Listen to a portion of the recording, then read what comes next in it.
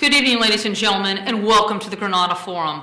On November 11th, 2010, tonight we have an incredible guest, Ted Gunderson, a former bureau chief for the FBI in the early 80s.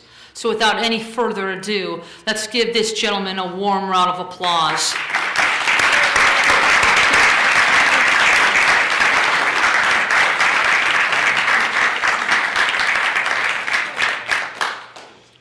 Thanks a lot. I feel like old home week. I've been here so many times. Can I raise this? You don't get older. Huh? You don't get older. I just had my 82nd birthday 2 days ago. Yeah. All right. Let me raise this up a little bit here.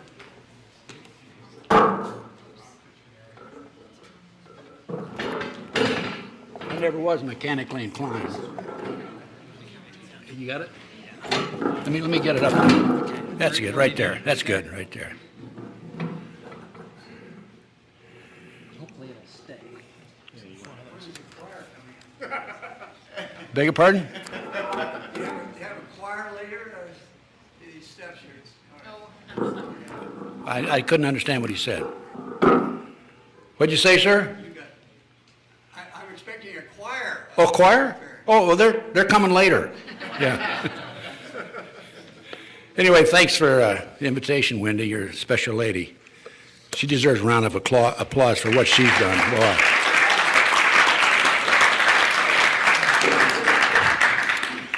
Well, you know, I heard a very inspiring speech at Chuck's 9/11 Truth Conference here, and I said, I've got to go see Wendy and get some information that I've developed that I've never presented before and get it out to the public. And that was a great conference, Chuck. Thank you. Yeah, it was fantastic. Before I begin, let me just mention that I'm going to do a series of 4 or 5 lectures. If I can't do it here, I'll do it with Dennis in the back room of his camp. I call it Iron City, because he's got a bunch of old cars out there. And but this is the first. And the reason I'm so inspired by your speakers that you had there, Chuck, is because there's a lot of information that needs to be given to the public. And I'm going to do the best I can. Now, there's those people who think there is no conspiracy. So there is a conspiracy, and my lectures are going to be entitled Conspiracy Reality. Okay, and I'm going to prove to you tonight that there is a conspiracy, and hope you will pick this DVD up and pass it out to your friends. I had a young college fellow here from up north. Where are you? Was it Jason? Was that your name? Josh. Yeah. Josh. Yeah, and he said he's having trouble convincing his fellow students about what's going on. So when this is all over, you be sure to get a copy of this and make copies and pass that out on campus, okay? I have to go back to 1951. I graduated from the University of Nebraska in 1950. By the way, one of my colleagues there was Johnny Carson, and I knew Johnny Carson, yeah. And it was right after World War II. My brother had entered the Air Force, and he over Germany, his bomber went down. He was killed, and he had graduated from the University of Iowa, by the way. So I'm Midwest born and bred, basically. But when I first got out of college, I didn't know exactly what I wanted to do, which I think happens very regularly. So I took a job with Hormel Meatpacking Company at selling hams. And my kids have always accused me of being a ham all along, so it worked out real well. They used to call me the FBI ham. And I'm driving down Grand River in Detroit, Michigan, and I heard about a friend of mine, Dick Kinsey, who had applied for the FBI and was accepted. And he was my college friend at the university. And I said, if Kinsey can make it, I can make it. And I just kept on driving downtown and applied for the job with the FBI. The only trouble was you had to be 25, and I was 22. So the fellow interviewed me, I'll never forget, his name is Zimmerman. He said, although you're only 22, why don't you write a letter to J. Edgar Hoover and tell him you look older? So I wrote a letter to J. Edgar Hoover, personal letter. I said, Dear Mr. Hoover, although I'm only 22, I look like I'm 28. Actually, I look like I was 19, okay? As you can tell, I am young looking for my age. I always have been. But you know what? 6 weeks later, I was in Quantico, Virginia, shooting a gun, going to class, learning about collection and preservation of evidence, federal rules of procedure, et cetera, et cetera, et cetera. I'd take a test first. I had to pass a physical. And that was the beginning of an absolutely fabulous career. The FBI in my day, back in the 50s, 60s, 70s, and 80s, up to about 1980, was a great organization. I'm sorry to say that they have deteriorated considerably, and I'll go into that with details in a few minutes. But in my career, after I left training school, I went to Mobile, Alabama, and I'd never been south of the Mason-Dixon line, and I'm thinking, I'm going to the end of the world. But it was a great experience. And then from Mobile, Alabama, I was transferred to a small town, Union Springs, Alabama, a town of 2,500, just 50 miles west of Phoenix City. If you know anything about Phoenix City, Alabama, it was corrupt, prostitutes in and out, stolen cars. It was right next to Fort Benning, being Columbus, Ohio, or Columbus, Georgia. And so it was a real experience breaking in there. I worked general criminal, interstate, theft of interstate shipment, interstate transportation, stolen motor vehicle. We had an extortion case and so on and so forth. And from Union Springs, I went up to Knoxville, Tennessee, worked atomic energy cases. From Knoxville, I went up to New York City and worked counter-espionage.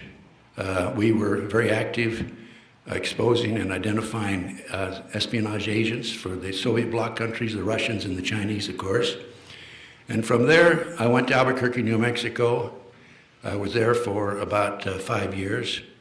And William C. Sullivan, who was number 2 man in the FBI, actually, there was Hoover and his associate, and then Bill was next, third person, came out to Los Alamos, New Mexico, for a lecture, and I drove him up to Los Alamos, and he took a shine to me. He said, Ted, you need to come back to headquarters. I went back to headquarters, worked organized crime and racketeering for 2.5 years when Bobby Kennedy and Jack Kennedy were in office. I had occasion to meet with Bobby Kennedy. And then when Jack was murdered by the New World Order boys, I was taken over to White House Special Inquiry, and I worked White House Matters when Johnson was there. And on one occasion, later on when I was inspector, I'll come back to the White House and tell you what happened there. It's kind of interesting. And from there, I went up to New Haven, Connecticut. And I'd never been east of the Mississippi, so other than Alabama and Tennessee and so forth, and New York and Washington, D.C., but I really, in the New England area, it's a very beautiful state, very nice area, great assignment. And while I was there, the Black Panthers were extremely active. They were taking over college administration buildings. They were running around the country with gun belts on and weapons and so on and so forth. They're really a really true revolutionary group. And I was in charge of anti-terrorism. And we did a job on the Black Panthers. And after the Panthers were down out and no longer active, I had a call from William C. Sullivan. And Bill told me I attribute the downfall of the Black Panther Party directly to you, your squad, and the New Haven Police Department. And from New Haven, I went on down to Philadelphia. I was number 2 man in Philadelphia. And in Philadelphia, I was assistant special agent in charge. And probably the most exciting case I'd ever worked in the FBI occurred July 12, 1972, Philadelphia International Airport. 2 terrorists had taken over an airplane, National Airlines Flight 496. And I negotiated with them for 2.5 hours under another airplane with the 3 jets, engines running, and successfully for the release of 119 passengers. And I'm in the process now. I ran across my transcript of my negotiation with the terrorists. By the way, after we successfully rescued the 119 passengers. The plane, I let them take off in another plane, the original plane, and I had the second plane. One plane had run out of fuel and so on and so forth. So we let him go on, and they ran out of gas over Texas, and we negotiated down there for some 9 hours, and they finally gave up. One was sentenced to 60 years, the other one was sentenced to 40 years. But my transcript, I just ran across it recently. My negotiation, that's going to be on my website very soon, I think maybe within a month or so. But from Philadelphia, I went into FBI headquarters as a inspector, and then out later down to Memphis. I was in charge of the FBI Memphis division, and then in charge of the FBI Dallas division, and then the best assignment in the FBI, very frankly, I was in charge of the FBI Los Angeles division. Now, I had over 700 personnel under my command, a budget of $22.5 million, and we covered most of Southern California, 16 offices, and it was a great pleasure to be here. I did mostly public relations work. I had a staff of 24 supervisors, 3 other special agents in charge. I was a senior special agent in charge. And then on March the 30th of 1979, I retired. I had Pat Brown there, former governor. I had Jerry Brown there. I had Red Buttons. And I had the chief of police, the chief of the sheriff. I had the head of the highway patrol. It was who's who in the Los Angeles area. Now, I mention that because if you go on the internet, you're going to see derogatory information about how I was kicked out of the FBI for practicing satanic ceremonies in the federal building, okay? And that's just plain disinformation by government operatives. So my first case, after I retired, as a private investigator, was the Dr. Jeffrey R. McDonald case. And those of you who've heard me before, I always start out my lectures with this case. I'm not going to go into detail because later on in one of my lectures I'm going to go into detail. But he was tried and convicted of murdering his wife and 2 children February 17, 1970 in Fort Bragg, North Carolina, and sentenced to 3 consecutive life sentences. I was contacted by some of his doctor friends, and they asked if I would investigate it. I said, yeah, I'll investigate it, if he did not commit the crime. If he committed the crime, I don't want anything to do with it. I talked to Dr. McDonald, and I was convinced that he was innocent.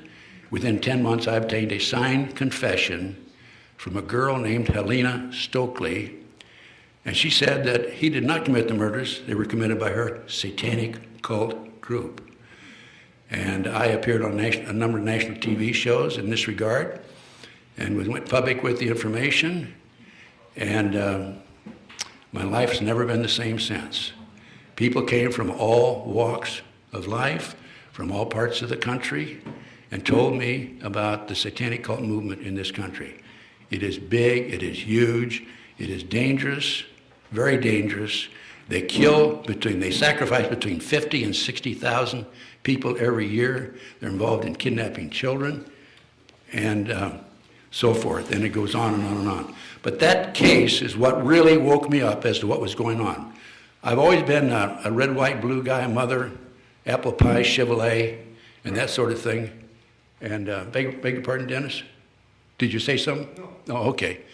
And this case said, in this instance, Dr. McDonald was framed, and the reason he was framed is because the government, mainly the military, were flying drugs in plastic bags in the body cavities of the dead GIs out of Southeast Asia into the military bases here in the United States. And Lena told me that her satanic cult group distributed the drugs up and down the East Coast, and the higher-ups in the drug operation did not want this to be known, of course, that they were involved in the murder, and so they basically framed Dr. McDonald. I'm telling you right now, the man is absolutely innocent. He's been in jail for like 30 years, and we have an appeal before the Fourth Circuit at this time. I'm going to go into one of my lectures. I'm going to go into great detail about this case. I can probably talk about it for about probably an hour and a half to 2 hours. But very briefly, what we have in the appeal before the Fourth Circuit is my confessions that I took from Helena Stokely. By the way, she was murdered in January 1983. And also under one of the fingernail of one of the young ladies, one of the little girls, 2.5 and 5.5, skin, not skin, but a hair with the root was recovered, and it did not belong to anybody in the McDonald family. Also, Colette, the wife, she had skin under her fingernail, and that skin was scraped from under the fingernails and given to William Ivory, the CID Army investigator, and it disappeared. So there have been a whole series of cover-ups on it. Case is a fascinating case. I really, really hope that we can get him out this time. But anyway, that's basically what happened. That gets me off the ground, so to speak, as to what really was going on. Now, I'm sure all of you are aware of the Illuminati. I'm probably preaching to the choir on this.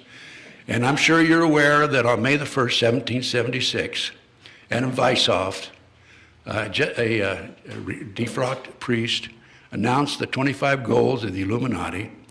And I'm just going to say very briefly about the Illuminati, because there will be some people who will watch this lecture on DVD and will not know about it. But at that time, the 25 goals: corrupt the youth through sex and drugs, right? Look at what's happening to our society today. Control the press, the mainstream media, elect your own people to office. If you can't elect your own people to office, put your agentures or advisors in, Illuminati advisors, so you can control, to a degree, the person who represents the people, or whatever the situation might be. But I have this, by the way, this is documented in a book called Pawns in the Game by William Guy Carr. He was a commander in the Navy, retired, the Canadian Navy, who wrote this book. He couldn't understand why we had to have so many wars and so many problems, and so he did his research and wrote this book. Now, here right after Oklahoma City bombing, by the way, one of my lectures down the road will tell you all about the terrorist movement in this country, because it's all, the whole thing is planned. It's an inside job. It's planned to pass the Patriot Act, set up Homeland Security, and so on and so forth. But that'll be separate. But Brian Gumbel, the famous, well-known morning talk show host, and right after Oklahoma City, was interviewing Jim Nichols, Terry Nichols' brother, Terry Nichols, co-defendant of Oklahoma City with McVeigh.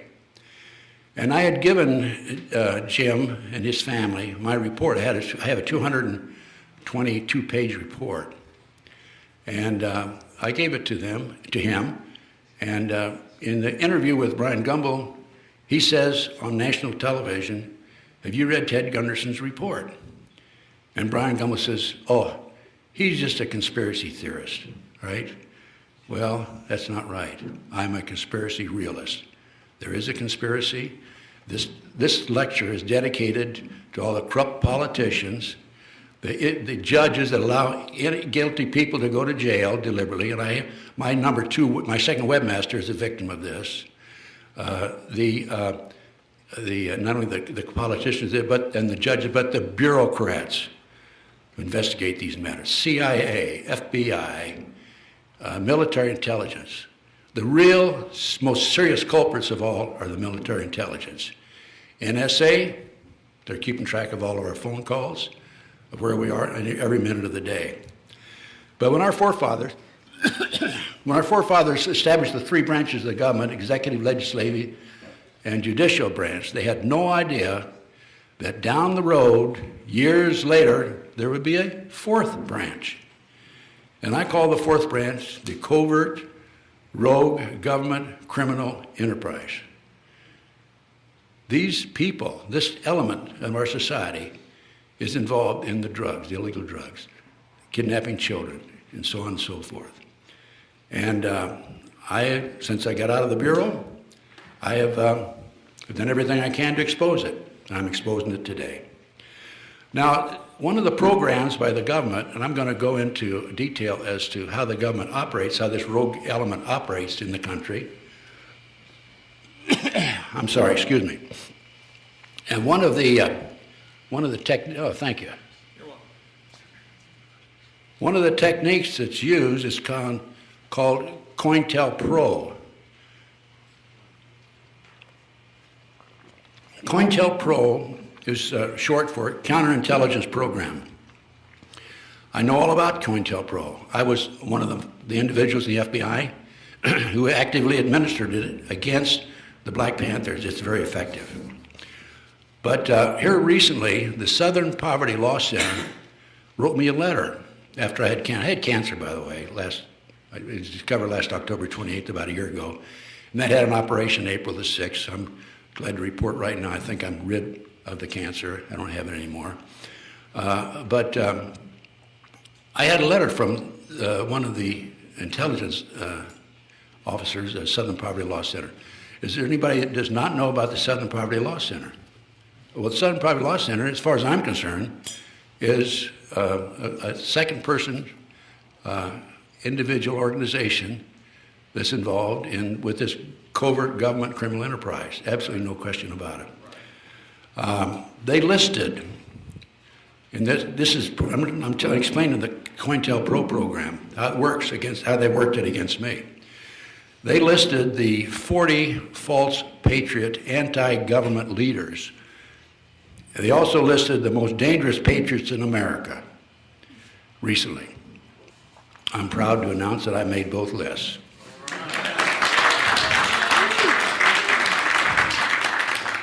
They also described me as a leading conspiracy monger. Anybody know what a monger looks like? You're looking at him, I guess. Okay. The Anti-Defamation League, another organization, as far as I'm concerned, that's a spokesperson for this rogue, covert government criminal enterprise.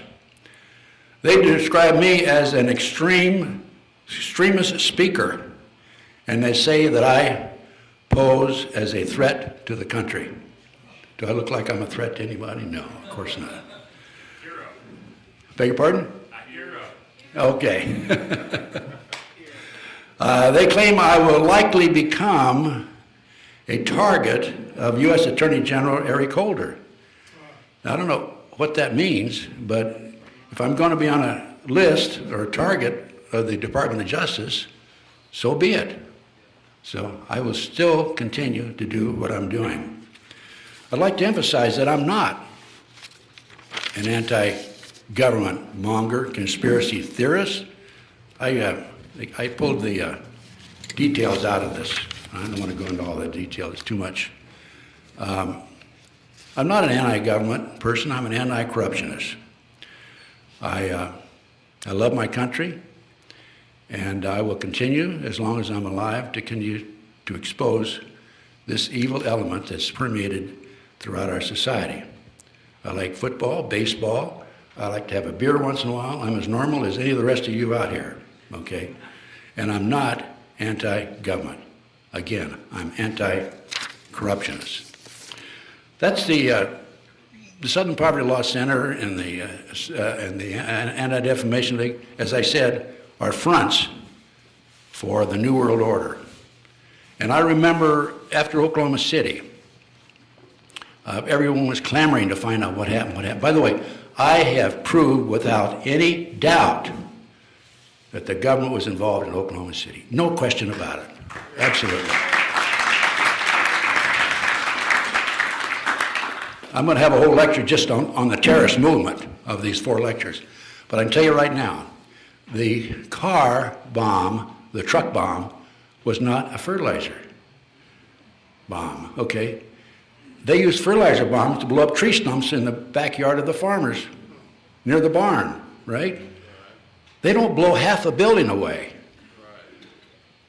Now, I found out through a scientific magazine and through one of my sources that the bomb was what we call an electro-hydrodynamic gaseous fuel device.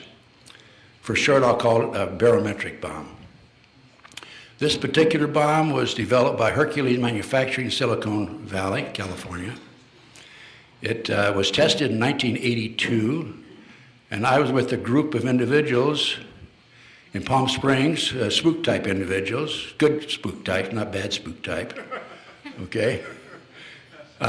when it was tested. We sat in the hotel room waiting for the results. It was so powerful that one of the technicians was killed and others are injured. President Reagan, I think he was president at that time, put a classification on it and put it on the shelf and said, you know, don't speak about this anymore. That's it. It was highly classified. But one of the persons in the hotel, or in the hotel room, was one of the developers of that bomb. He was a CIA scientist for some 20 years. That's why I knew about it. I obtained the number for this bomb, the contract number for this bomb, and I sent it to Picatinny Arsenal, wrote a letter to him, and I said, send me a copy of the contract. This is all public information, by the way. And they wrote back and they said, there's no such contract. No such contract. I talked to an inside investigator who represented the McVeigh team. He told me there were at least 11 other people involved. I have copies of the TV shows that afternoon of the Oklahoma City bombing, and every TV station in Oklahoma City announced that they were bringing unexploded bombs out of the building. And one of them made the statement, now we're going to know where these bombs came from. One of them has U.S. Army stenciled on the side of it. That was on the air. I have the copies of that. Wow is right. And there's a lot more to the story than that. But anyway, my report, 222-some pages, is on this CD. Last time I was here, I passed out a CD to everybody that wanted one. And I've got 6,500 pages on that CD. I got 52 reports, Oklahoma City, 911, the car bombing of 93, and so on and so forth. The kidnapping by the Finders, the CIA child kidnapping organization, and it goes on and on and on. I'm making this available. I make this available to the public. And I did. Last time I was here, I passed out 25 or 30 of them. In fact, Dennis makes copies for me because I want people to take my work and get it out and educate, educate, educate. So one of the programs that the rogue government uses, in addition to organizations like Southern Poverty Law and Anti-Defamation League, to their advantage, to try to discredit and destroy those of us who are trying to protect and save our country, is called a disinformation program. And if you will look on the internet, you will see where I am one of the heroes of the bad guys, in that I have been accused of, as I said earlier, practicing satanic ceremonies in the federal building. That's why I was kicked out of the FBI. Another topic that's on the internet is that I married Anton LaVey's widow. Anton LaVey was one of the heads of the Church of Satan. And I did know Anton, I didn't know Diana Lively, I think is her name. I didn't know. And I was in Dallas for a period, about 10 years ago. And people call me and write to me from all walks of life. Help me, help me, help me.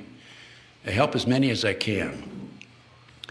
And I had a call from this lady, and she had been up into Idaho to be deprogrammed because she knew that she was a victim of a mind control program called MK Ultra, and that's another story. And she said, I'm driving home, and I'm in Winnemucca, Nevada, and I have my daughter, and I keep wanting to take my hands off the wheel while I'm driving 75 miles an hour. Well, instead of being deprogrammed, I think she was reprogrammed. She was up in Idaho visiting a therapist. So I told her, I said, Diane, again, I'd never met her, just talked to her on the phone. Check into a hotel, I'll get help to you right away. And I called an ex-cop friend of mine in Reno, and I told Don, I said, Don, get over to Winnemucca and rescue this woman. And so he went to Winnemucca and got Diana out and drove her to Reno, and then she took a plane from Reno back home with her daughter. The trouble is, now she had her car in a parking lot in Winnemucca. So Don called me, what do I do? I said, well, go get it for her. So Don got on a bus, and he took the bus to Winnemucca, got off the bus. He's walking down the street, it's dark. 3 fellows right behind him. He walks fast, they walk fast. He does more than walk fast, he starts jogging, they jog. He runs, they're running right behind him. He ducks in an alley. One of them came in the alley behind him, the other 2 went running up the other end of the alley, kid him coming back. And as Don told me, he saw a 2x4 there in the dark. And when the guy came around the corner, he made a Christian out of him.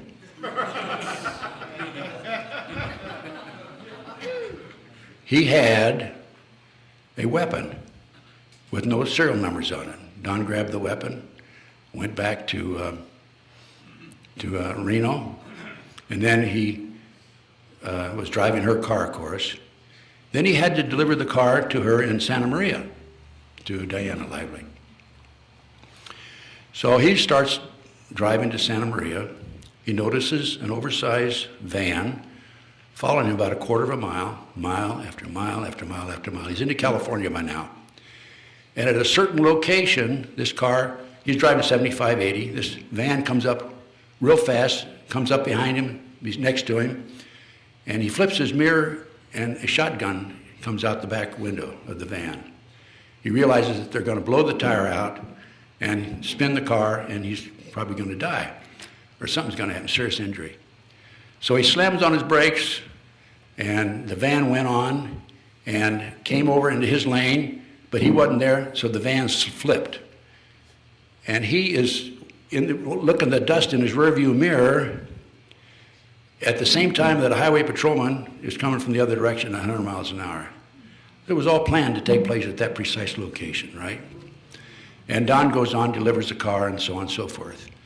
He was an ex-cop from California, so he checked his contacts, and he found out that there was an accident there, and there was a fatality. He checked his contacts 6 months later. There was no record of the accident and no record of a fatality. This is the way they operate. This is what happened. Diana called me and thanked me for probably saving her life.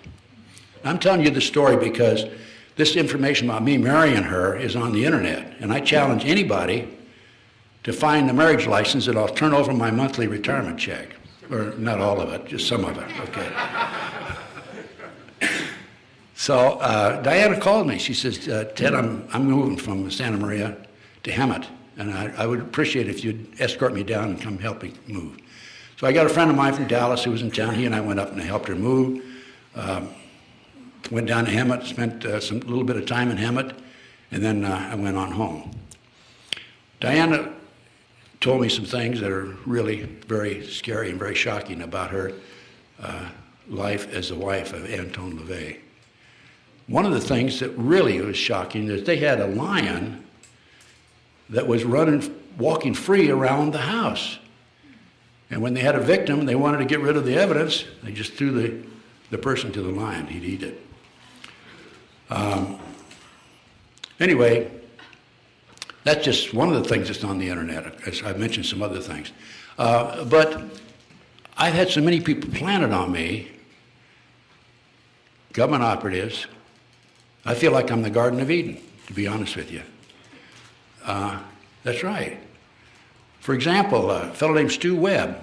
This is all part of their master plan to discredit me, so people like you won't listen to me. So a fellow named Stu Webb came to me. I ran for political office back in the 90s. I lived in Las Vegas at that time. I need a place to stay for 4 days. Well, I take patriots in all the time, so I come on over and stay in my place. He stayed for 7 months.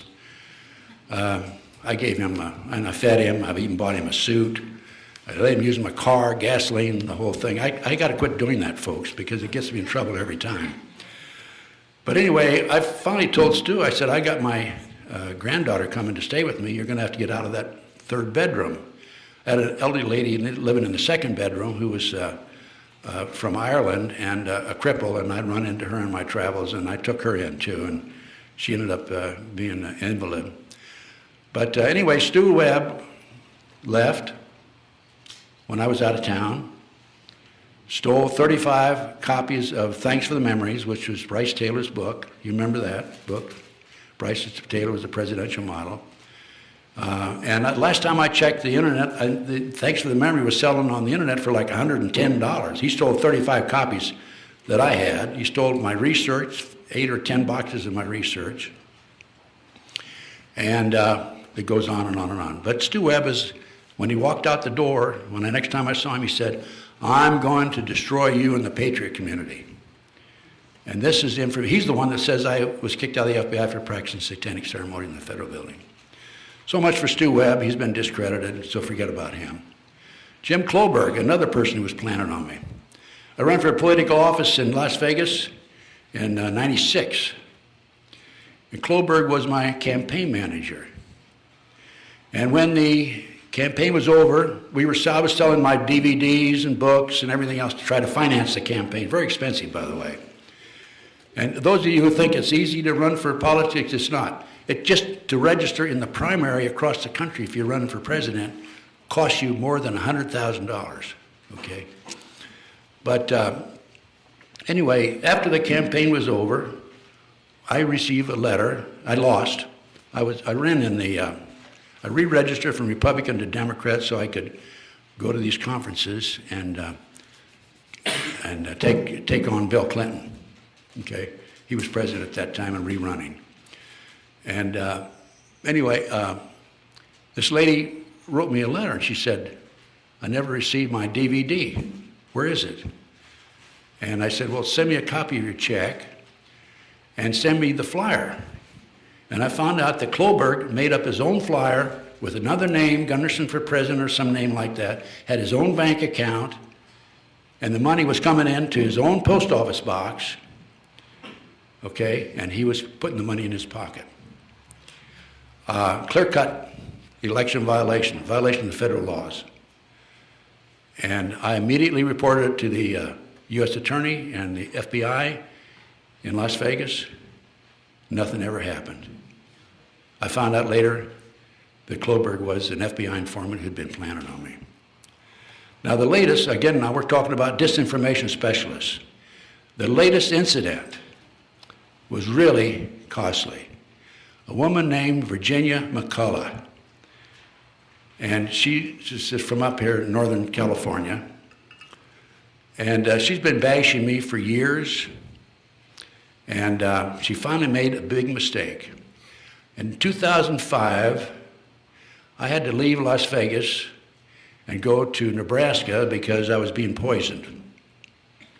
I was sitting in my office. Actually, I had an office in my home, a condo, and I realized I wasn't thinking straight, and I was foggy, and I couldn't remember some things, and I'm saying there's something wrong with me. I went down and took a test, and I found out I had arsenic and cyanide in me. And as a result of that, by the way, I have high blood pressure, and I'll be on high blood pressure medicine the rest of my life. But I said to my associate, Clarence Malcolm, who's my webmaster now, my first webmaster was murdered, the second one was set up and framed on child molestation charges. Chris Jones didn't do it. So I said to Malcolm, by the way, does anybody want to volunteer to be fourth webmaster? Here you go. See me after okay? So I said to Malcolm, we got to get out of here. So within 2 weeks, I called John DeCamp.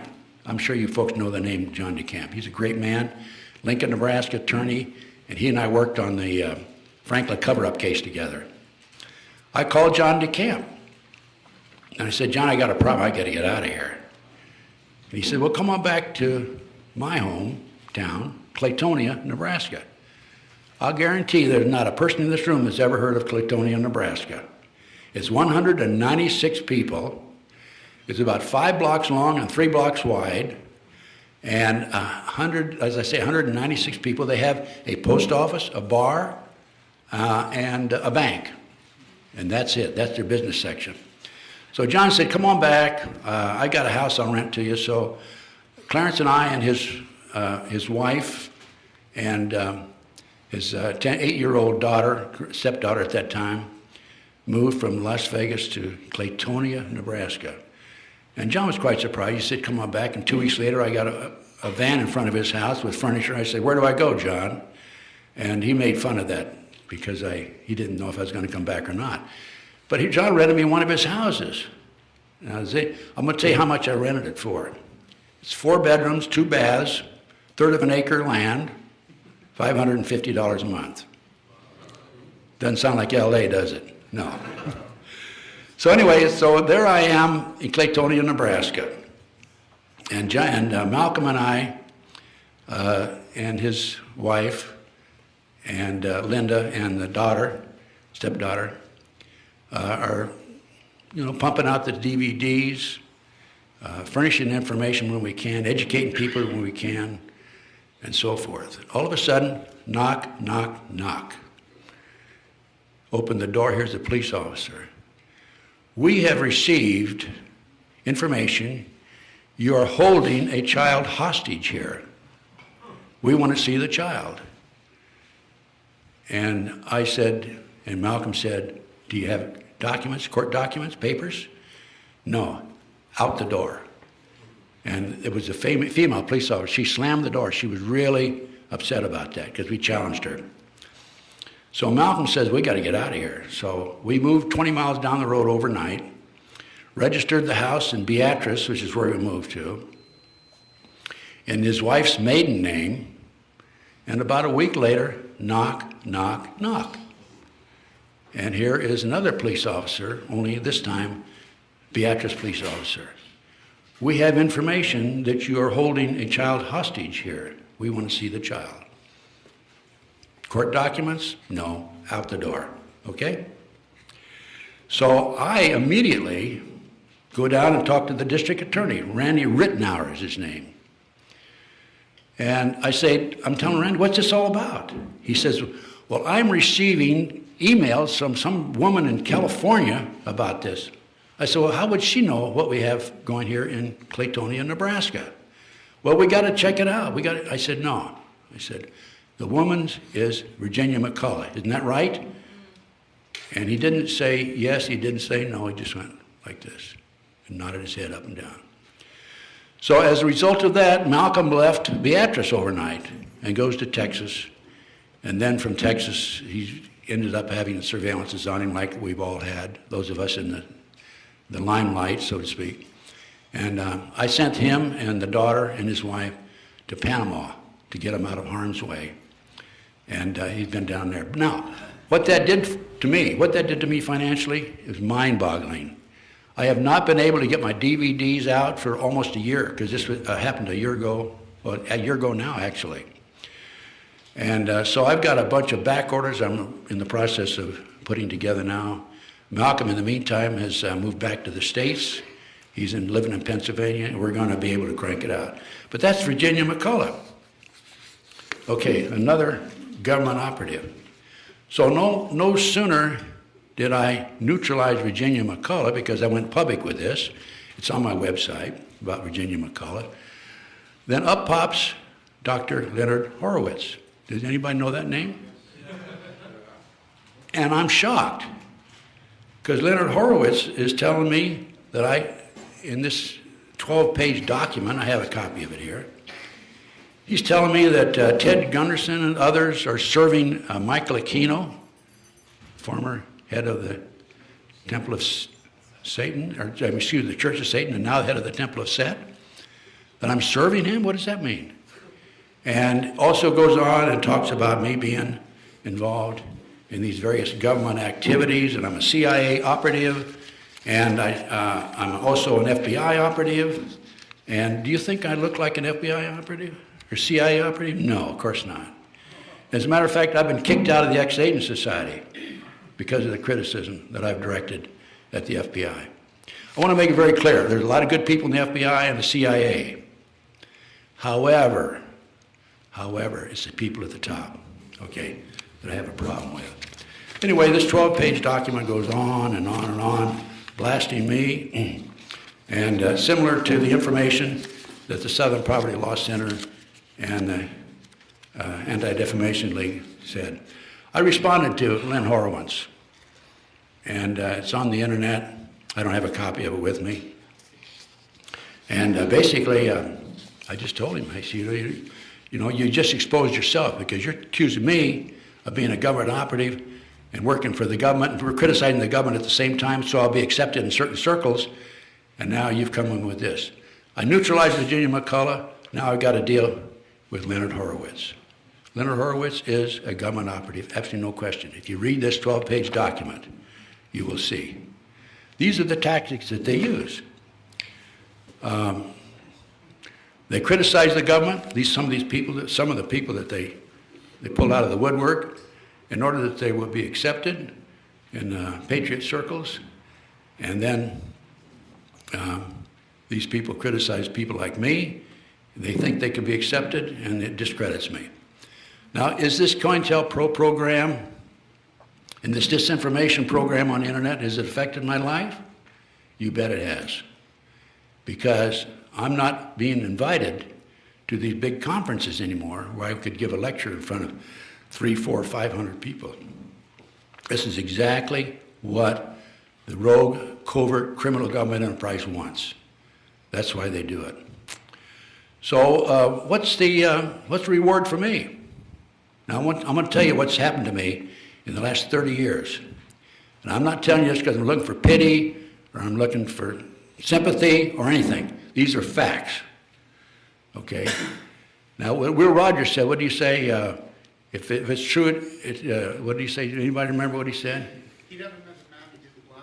Huh? No, I'm sorry. Anyway, I forget what Will Rogers said. I'll tell you what happened in the next lecture. Anyway, what's happened to me, I've had 3 contracts on my life. Okay? I've had 2 other probable contracts. And I will give you just a little detail about the contracts that were put on me so that you will understand it's not just talk right off the top of my head.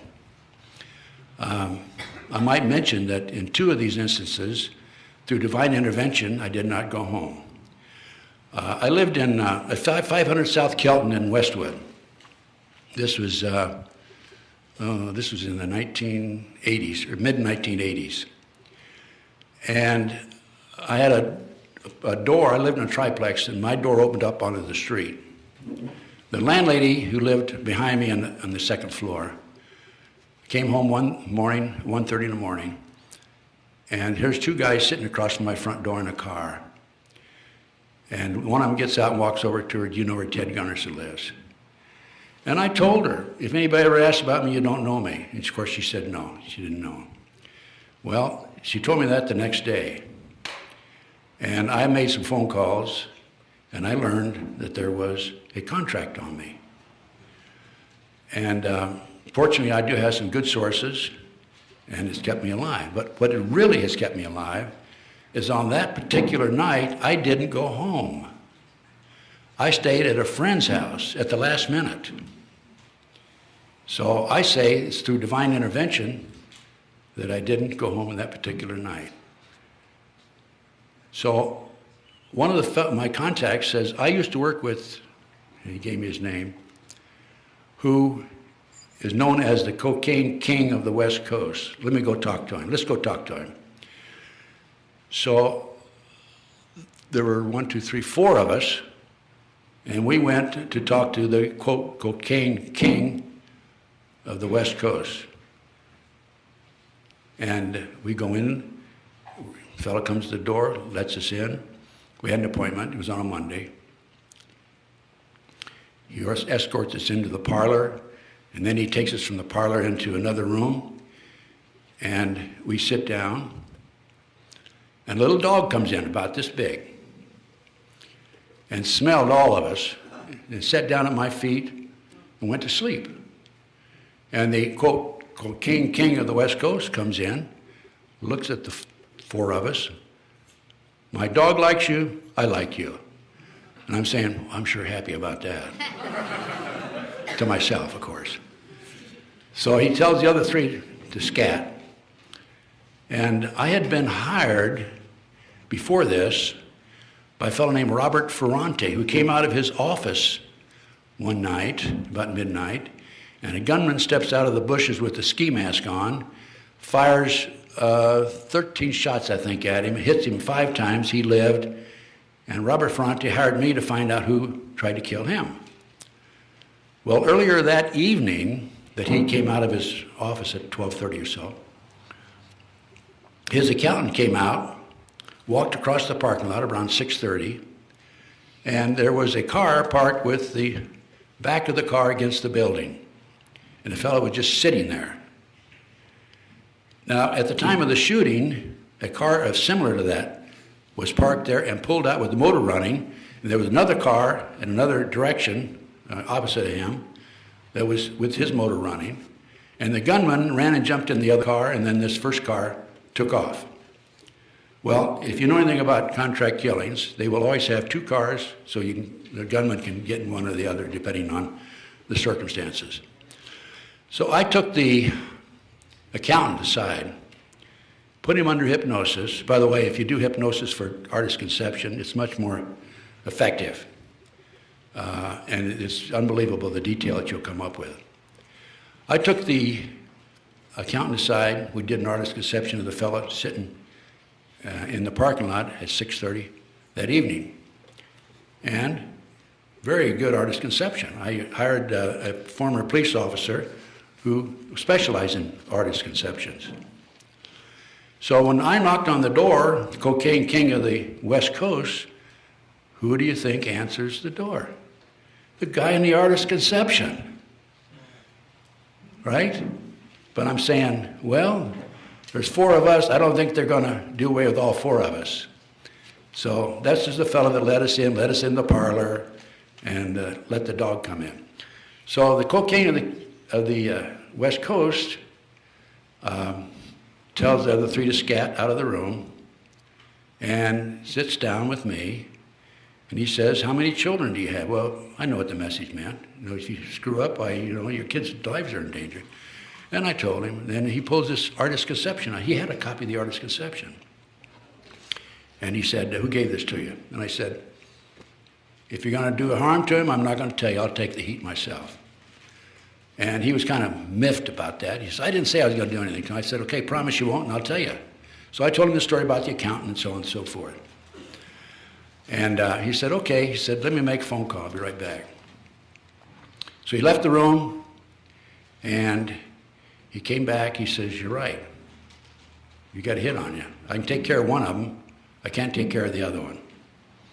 I said, "I got two hits on me?" "Yeah." So I said, "Well, take care of the one, and I'll see what I can do about the other one."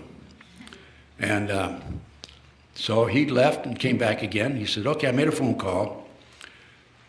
Don't go home or to your office until Friday." This was Monday. So I lived in a hotel room that whole week with a gun under my pillow, and I didn't move. I paid cash for the room. That was before you had to furnish identification. And it's kind of interesting because every time somebody walked down the hall in the middle of the night, I would wake up. And it was after that that by the way, that hit was taken off, thanks to him. He called me later and asked me to do a favor about 6 months later, and I won't need to go into that. But the point of this story is divine intervention. I didn't go home that night.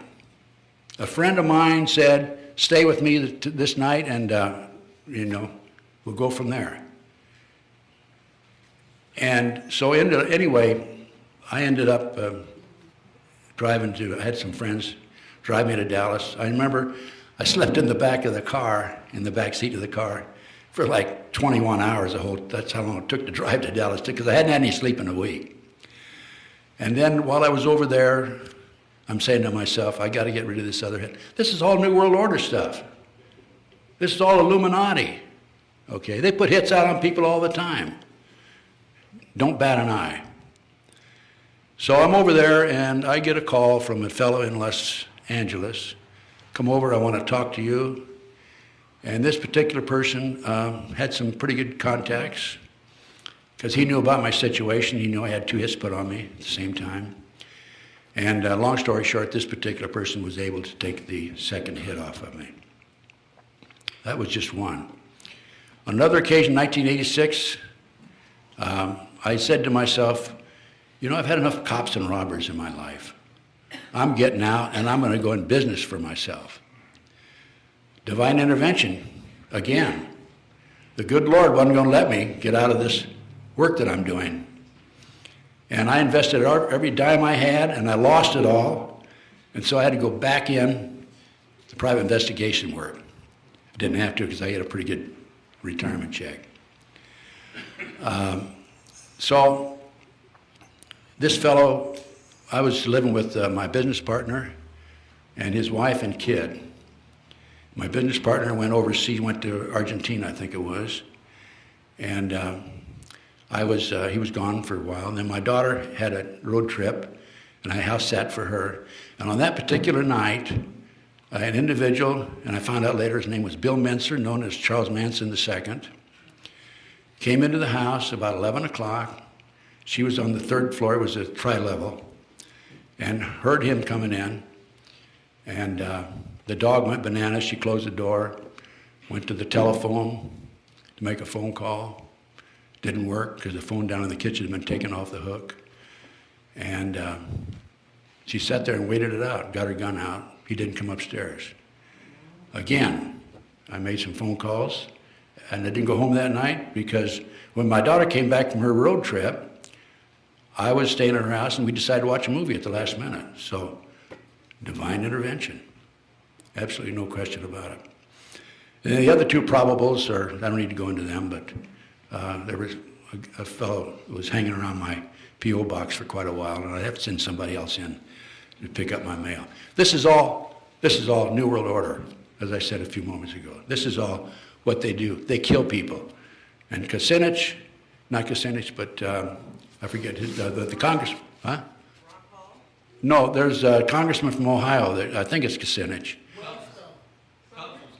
Yeah, he has asked for an inquiry into the CIA hit teams that are operating in this country today. Okay, he's asked for an inquiry, but nobody's paying any attention to him. That's just one. I can't tell you how many illegal burglaries, illegal entries I've had into my home. It's like Grand Central Station. They're in and out of there, and it's unbelievable. I took a trip when I was in Nebraska. I was gone for about 3 weeks. I came back, and I had my research, 500 boxes of research over a period of years, stored in the third bedroom. They helped themselves to 200 boxes of my research. Okay? They're in and out of my car on a regular basis. I can, right here in L.A., I parked down, I remember parking downtown, and I came back, and they do this all the time, turn the direction signal on. I start the car up, the direction signal's on. I had my car stolen twice. I had my brake lines cut. I have had 2 windows shot out when I was standing nearby. They were intimidating me. They weren't real bullets, fortunately. They were air bullets. And that's what they're trying to do. They're trying to intimidate me. I've been poisoned in Las Vegas. I was poisoned. And what they did there, the only way they could have poisoned me is they had the condominium next to me, and they were pumping poison in through the air ducts. I had my right front tire come off I was driving between Omaha and Lincoln, 60 miles, 75 miles an hour. The right front tire came off. Highway Patrol came, looked at it. It was Johnny Camp's pickup truck, by the way. I had gone from Lincoln to Omaha to talk to a source. And the only way they would know that was by tapping John's telephones. And I found out, the highway patrolman looked at it, he says, hey, your lug nuts have been loosened. And they tried to loosen the lug nuts on the left front tire, but somebody must have interrupted them because they weren't successful there. They wanted both tires to come off at the same time. My mail's been opened, diverted, and intercepted. My phone was cut off once. And I called the phone company. I said, hey, you discontinued my phone. Why? They said, well, we sent you a bill. You didn't pay it.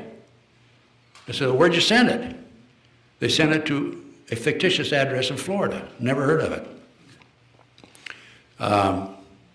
I've had mail disappear. People written to me, and I've never received it. Surveillances are surveillances are almost a daily occurrence. And what I do is I do U-turns on them and get around behind them and chase them. And they try to intimidate me. Look, I was in a gun battle in Memphis, Tennessee at the airport. If they're going to intimidate me, they're not going to intimidate me. I'm not afraid of them. I've dealt with terrorists when I was in the FBI. And I remember when back in about 90 or 91, they put a dirt bag out, just parked across the street, maybe 4 or 5 cars up. And I would see them there, and I'd put on my gun, go out and get in my car, drive by at 3 miles an hour, stare them down, do a U-turn, 3 miles an hour, stare them down. Then I'd park in behind them. And they couldn't get out of there fast enough. One of them ran a red light. Then I chased another one and cornered him on the street, blocked him, and I reached under my front seat like I was going for a piece, and his eyes got big as saucers. And I was on a street that went up the hill and down. It was one way. I went up and down and parked at the bottom of the hill, and then he started coming up, and I was watching the rearview mirror. I could see the top of the car, and when he saw me, he stopped and backed up the wrong way in a one-way street. By the way, I've got some pretty good license numbers, a lot of license numbers that I'm saving. My business has been sabotaged, Virginia McCullough. I've had telephone taps. I sued GTE back in the 80s, got an out-of-court settlement. I've had threatening phone calls. I came back from a trip once, and I got up in the morning. I was looking for a file on a desk, and I had a phone call, 827. The voice said, male voice said, "Did you find your file?" Click. They had a hidden camera in my house. I was gassed on the attempted gas on the freeway. They gassed my webmaster, Clarence Malcolm. I've interrupted 2 attempts to steal my car. I've had flat tires. In one instance, I had 3 nails in the same tire. That's a little more than a coincidence, I think. I've had my gun stolen. I had 4 guns stolen out of my house in Nebraska. I sleep with a gun under my pillow. I have a combat magnum. And one day, just a couple of years ago, I check it regularly. I checked it and somebody had come in and taken the bullets out of it. So if they came in on me, I was going to have to throw the gun at them, I guess. Cameras, they'd taken pictures of me. My webmaster was hit with uranium-235. I know for a fact I've had a trash cover on me. My computer has been sabotaged. I've been expelled from the Ex-Agent Society. I talked about my plants, the disinformation program, McCullough, Horowitz, and so forth. Those are just the life of a person who dares to take them on. Also, I might mention that in the early 1980s, I had 4 investigations on me. I know because I applied through the Freedom of Information Act. And one of the reports came, they sent me back. It wasn't anything significant, a couple of pages on a report. And they said, in the interest of, quote, national security, we can't give you the full file. But it's kind of interesting because one of the reports at the end said that they consider me armed and dangerous. Okay, well, I am armed and dangerous with knowledge, right? Thanks. Thank you, sir. Pam Fawcett. They put a girl on me, Pam Fawcett. DEA and the FBI. I dealt with her on the phone for 6 months. She was in Modesto. Tried to set me up on a drug deal. And she called me one day and said, "I need to talk to you." She came down. I met her at the time. I think it was Hughes Market or Ralph's Market across from this place on Ventura Boulevard, the Sportsman's Lodge. And she told me that the whole story about how they had tried to set me up through her and drugs through her. And I said, "Pam, why are you coming over to my side now?" I had the names of the FBI agent and the DEA agents who dealt with her. She said, and I was trying to help her on the phone. I tried to help her with her 14-year-old kid. He got in trouble down in Florida. And she said, "I woke up the other morning and I realized you're the only honest son of a bitch I've talked to in 6 months." Those were her exact words. Pam took a polygraph, passed it, and last time I talked to her, she said there was a hit on her. Oh, here's Kucinich, Dennis Kucinich, that was it. This is in American Free Press, April the 6th, 2009. Dennis calls for probe of U.S. hit team. So, what do we have? Well, we have the NSA and the FBI have teamed up with AT&T and Verizon to spy on U.S. citizens. This is all documented. President Bush reauthorized the secret program more than 30 times to spy on Americans since September 11th, 2001. U.S. government NSA has tapped its entire internet system. FBI can hear everything you say, even when cell phones are off. The code word for this program is Quantico. All payphones at Grand Central Station in New York are tapped. The Bush administration began spying on Americans 7 months prior to 9/11. The President authorized our intelligence agencies to database every citizen in the U.S. 7 months prior to September 11. Project Endgame, the rounding up of 775,000 Americans by the shadow government, began on February 24th, 2009. Two of my very closest friends, very frankly, have disappeared. I don't know what's happened to them. We have thousands of guillotines that were shipped in here from Japan. In Atlanta, Georgia, we have 500,000 caskets that hold 40 bodies in each casket. We have 1,000 internment camps around the country. We have sensors on the major highways every quarter of a mile. I talked to one of the installers right here in California. Sensors. But that keeps track of your car. Sensors, yeah. Did I pronounce it right or wrong? That's right? Okay. Yeah, I went to school in Nebraska, so I have an excuse sometimes, okay? We have the Patriot Act. I don't tell you about the Patriot Act. I mean, I'm sure you're aware of that. Okay? The Constitution violations and the amendments that they've done away with through the Patriot Act are, got them here someplace. All of them. Probably all of them. Yeah, here they are. The Sixth Amendment, right to a speedy trial. Eighth Amendment, no cruel and unusual punishment. 13th Amendment, punishment without conviction. It took 262 Republicans and 77 Democrats to kill the Bill of Rights. This is all part, as I said earlier, of the terrorist movement.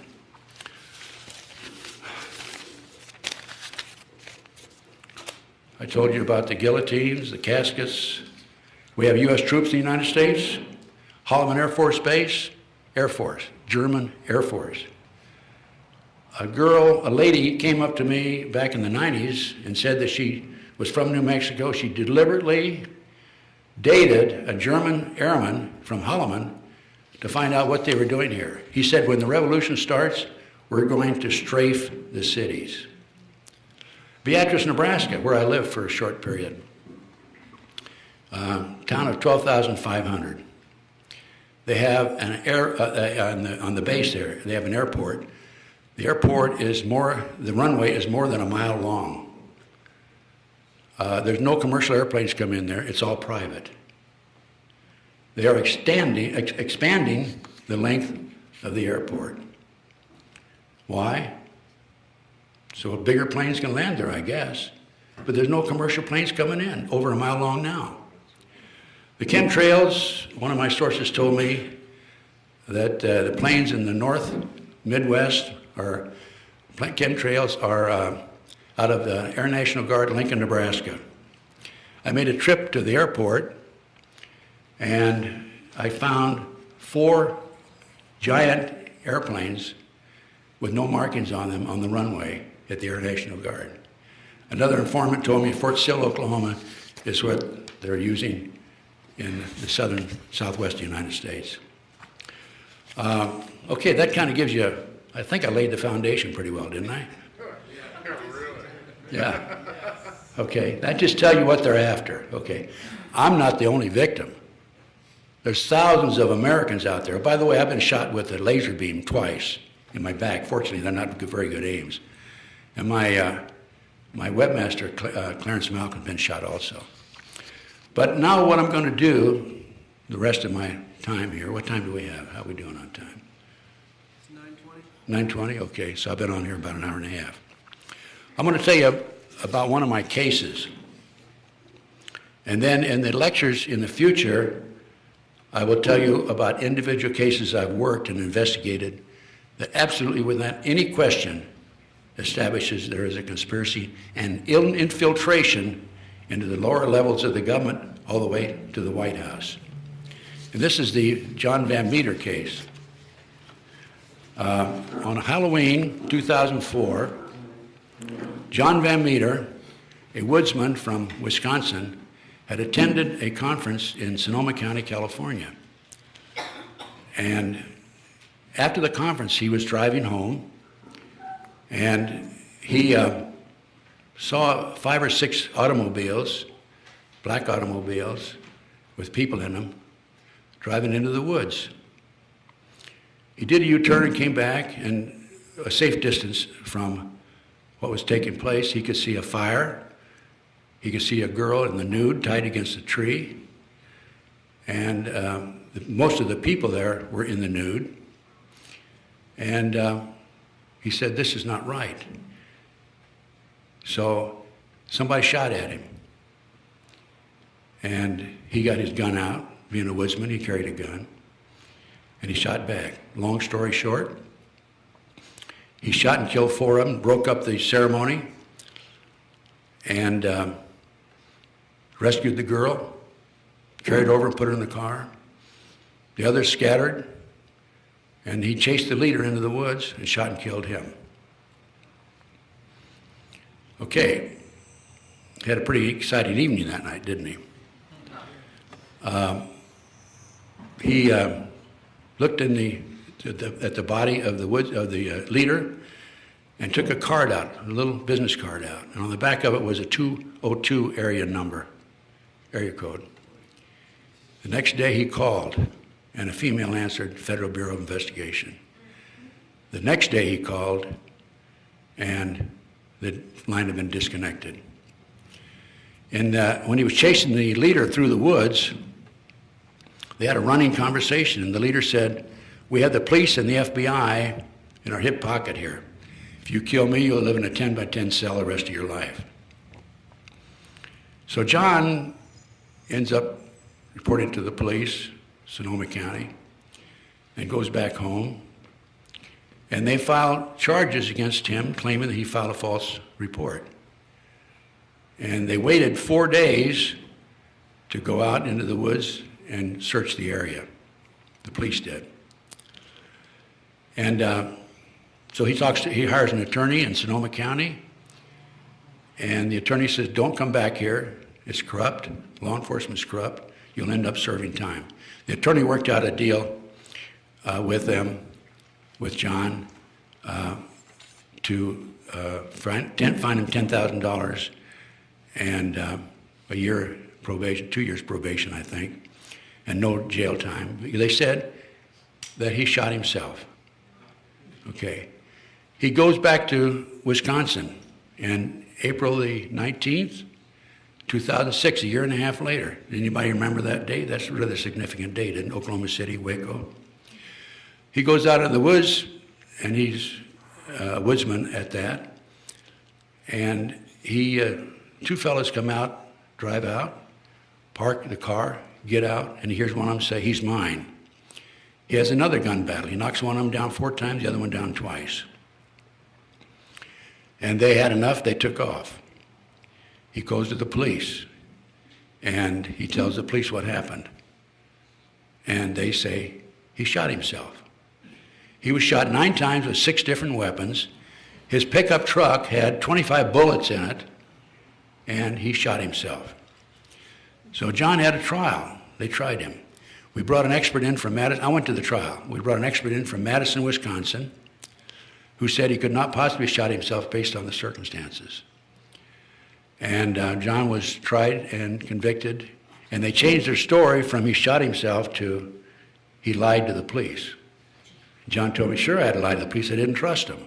Why would I not lie to the police? So that shows you, and by the way, he's placed on probation, and during the 1-year probation out of Wisconsin, somebody planted a marijuana plant in his garden. Obviously, they wanted the probation officer to find it. The probation officers came by regularly, searched his home without a search warrant, looking for guns, looking for booze. You can't have either one when you're on probation. And then last February the 6th, his house burned to the ground early in the morning. So that just shows you how the corruption has permeated down to the very lowest level, Sonoma County and Lincoln County, Wisconsin. This man could not possibly have shot himself. As I said, he was shot 9 times with 6 different weapons. I have a copy of the letter here that the girl wrote. By the way, she's in hiding. She changed her name several times. And nobody knows, other than John and a few others, about her whereabouts. Was she kidnapped or? Yeah, she was kidnapped. She was kidnapped out of a parking lot in Oakland. 4 guys came at her in daylight and shot her in the thigh with a needle. She lost consciousness, and they put her in a van. Would you like to have me read the letter that she wrote? Okay, I'm the woman from the satanic cult abduction case on Halloween. I'm scared to death of them finding out who I am, so I'm not coming forward. The only person I'm ever going to tell is my brother. By the way, she jumped in the car and drove into Oakland and called her brother. Her brother came and picked her up. She was in the nude, by the way. She had no clothes on. He thinks would be best if I stay anonymous, but he has convinced me to write down everything I remember exactly as I can and send it to the police. So this is what I'm doing. They were going to rape and murder me, and I hope they get caught. People need to know what's happened to me. I'm so scared they will find out who I am. I'm writing on an old typewriter, so it won't be on my hard drive. It started Saturday night. I was walking across the parking lot in Oakland. 4 guys got out of a car and grabbed me. They gave me a shot with a hypodermic needle in my thigh. I was unconscious for seconds. When I woke up, I had handcuffs on behind my back. My feet were tied together. The handcuffs were tied to something I couldn't move. They put tape over my eyes and my mouth. I didn't know where I was or how long I was there. I was thirsty and felt like I couldn't breathe. I had to go to the bathroom. I was terrified. I laid there and thought about what had happened to me over a long period of time. I'm not a religious person, but I prayed for the first time in my life for God to save me. I went to sleep and dreamed. In a dream, I saw a big white dog. It sat down, turned its head sideways, and looked at me. I felt like the dog was a girl dog, and she came to help me. I can't explain it any other way. Then I got up and ran away. I don't know why I'm even saying this. It just seems weird and real. I woke up again. I had to go to the bathroom so bad I finally gave up and urinated in my pants. It was awful. Then it was wet and cold. After a long time, I heard noises like a car door opening, and a couple of guys grabbed me. One guy said, "Bitch, pissed on the floor." The other guy said something like, "Shut up, clean it up, and load the stuff in." I'm pretty sure now I was in the van, in the back of a van. They took me into a search or something, or in the house or something. The guy said, "If you cooperate, we won't hurt you. If you struggle, we will kill you." Is that understood? I nodded my head yes. "What could I do?" he said. Would you like something to drink? I nodded yes, and they took the tape off my mouth and gave me some water or something. It tasted funny. They started to take my clothes off, and I was sure they were going to rape me. The guy said, "Just relax, we're going to give you a bath now."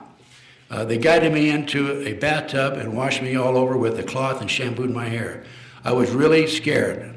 It was weird. They dried me off and blew my hair dry with a blower dryer and a brush. They put tape back on my mouth and put a white terry cloth robe on me. They set me down on the chair. I couldn't see anything because the tape on my eyes. I could hear voices in another room. I was getting pretty sleepy. I think that there was something in the water they gave me. Then a couple of guys got to me. They took me out and put me in the back of the van and drove away. I knew there were other people in the van, but they didn't talk. They just played this loud, instrumental, heavy metal music. They drove me for a long time. I felt very sleepy. After a long time, the van stopped. The couple got me out. My feet were bare, and I was standing in dirt. I heard a lot of people talking quietly. I heard clicking noises in the van. A guy beside me said, "What are you doing?" The other guy said, "You know, getting ready for sanitizing after."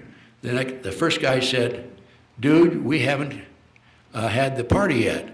I thought it was so weird I remembered it. Then I heard a woman's voice say, "This is the sacrifice." She untied my robe and put her hands on my breasts. She said, how did she test? A guy said, "Perfectly." She put her body next to me. I could feel her, she was naked. She said to my ear, "I'm going to drink your blood."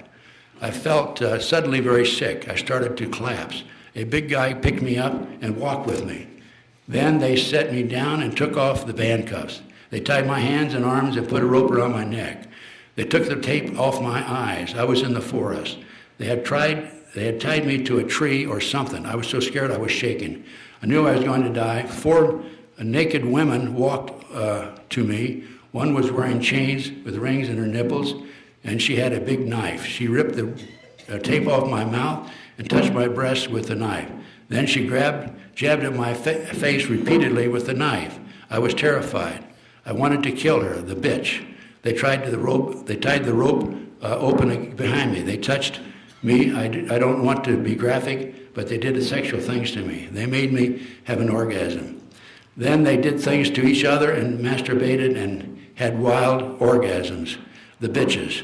This was the worst, awful woman were doing this to me. I hope they all get terminal disease and rot in hell. Some guys unrolled a big plastic sheet in front of me and made a fire. It was getting dark. A bunch of people gathered in front of me. They were all naked, and they started chanting some weird language. A man came and stood in front of me. He was older than the others, maybe 30. He was over 6 feet tall and a real lean build. His hair was almost black, so was his beard. He had weird eyes. Somebody was behind me and pulled the rope tight on my neck. He had his hands on my breast. I stared at him. He stared at me and never blinked. I couldn't help looking into his eyes. It was like hypnosis. He put me in a trance. It was like staring at a snake. He began to put his penis in me. Then I heard him loud yelling and guns shooting. The snake-eye man jerked away from me and stood looking through the forest towards the noise. Everybody ran to the trees. The snake man poured water on the fire and walked away quietly. Then I heard him say, "Kill her." A naked man came forward towards me with a knife. A man came running up with a silver gun and shot him right in the front of me. He was big and tall, old man, and he had a white beard. That's John Van Meter, by the way. That's the one that was tried. And he had a white beard. I heard a loud bang behind me. I saw the shot hit the old man in the side of his stomach and knocked him down. He shot back multiple times while laying down and got up, started cutting the rope on my arms and with the knife. Somebody else shot at us, and the man shot back. Then he said something like, "Hold on, girl, I'll get you loose," or something. I fell down. The man picked me up with his arms around my waist and walked away fast. He shot me his gun twice and yelled very loud, "No more harm will come to this girl." Then he said something about coming straight from God to kill them all. He called them sons of bitches and said he was going to kill them all. I'm pretty sure that's what he said. I think he scared them. Nobody shot at us anymore. We got in the car, and on the road, I think he asked me if I could drive. I said yes. He put me in a car and said something fast things. He put me in the car and said some fast things to me. All I really heard was "go home and stay anonymous." I couldn't believe he was going with me, wasn't going with me. I couldn't believe I was going to live when I was so sure I was going to die before. He wanted me to go, but I asked him, "Are you an angel?" end quote. I'll never forget his eyes. He had blood on his face, but his eyes glowed brightly blue, like they were fluorescent or something. He said, "No, but one sent me to you." He said, "Now go, I'll call the cops," and slammed the door. I hated to leave him. I felt safe with him. I don't know why he wasn't going to go with me. I drove as fast as I could. I almost ran off the road a couple of times. I don't know where I was. Even when I finally got to the highway, I went the wrong way until I realized where I was and turned around and went home. When I really got home, it was really late. I was still shaking and I had blood on me where the wounded old man carried me. I felt sick for him. I found out later that nobody would even knew I was gone. I couldn't believe it. I was hurt by it until I realized it was my own fault. Then this was the payback for all the times I fought with my parents over them wanting to know where I was going every minute. I hope the newspaper prints this so I can say to the kids, stop fighting with your parents. There is a reason why they want you to know where you are. My brother and I took the car and parked it in Berkeley. He said he'd call the cops and tell them where it was. We looked at it to see if we could find any who belonged to it. It was weird. There was nothing in the glove box or ashtray. No litter on the floor, nothing. Nobody's car is this clean. The only thing in it was 4 black sweatshirts and 4 black sweatpants, all identical. We opened the trunk and all that was in there was a used syringe. Then it hit me. This red Pontiac was the car the guy got out of who abducted me. They must have put me in the trunk. We're going to have the syringe tested to see what they shot me with. Also, when I was showering, I noticed a painful needle mark in my forearm. Then I remembered how one bitch said, "How did she test?" They drew blood from me while I was unconscious to test for what, AIDS?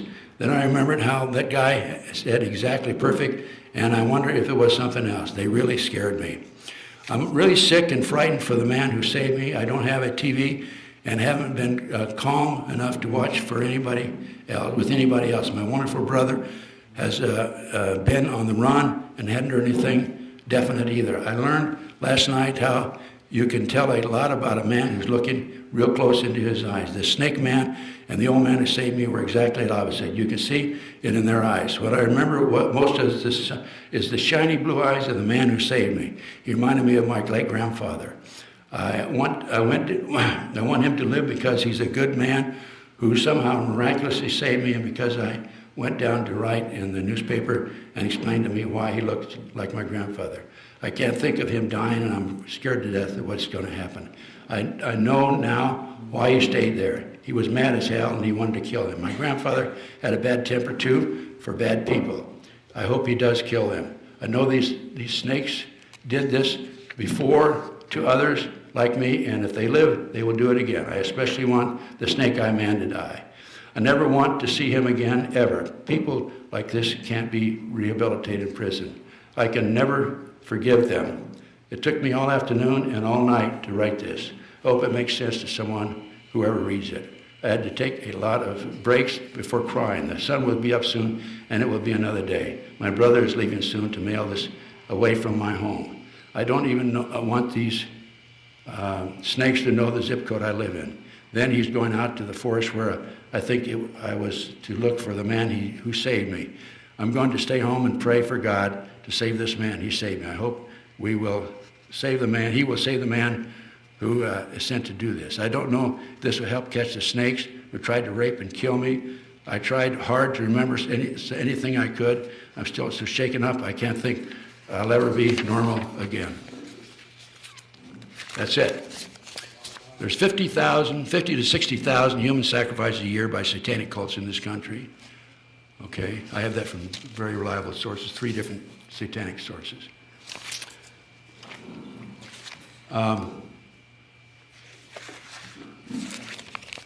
So basically, what are the solutions? What are the solutions? Elect our own people to office? Excuse me. The right to bear arms, Second Amendment. Take control of the money, abolish the Federal Reserve. Take control, educate the sheriffs, take control of as best you can. They're the highest ranking law enforcement officer in each county.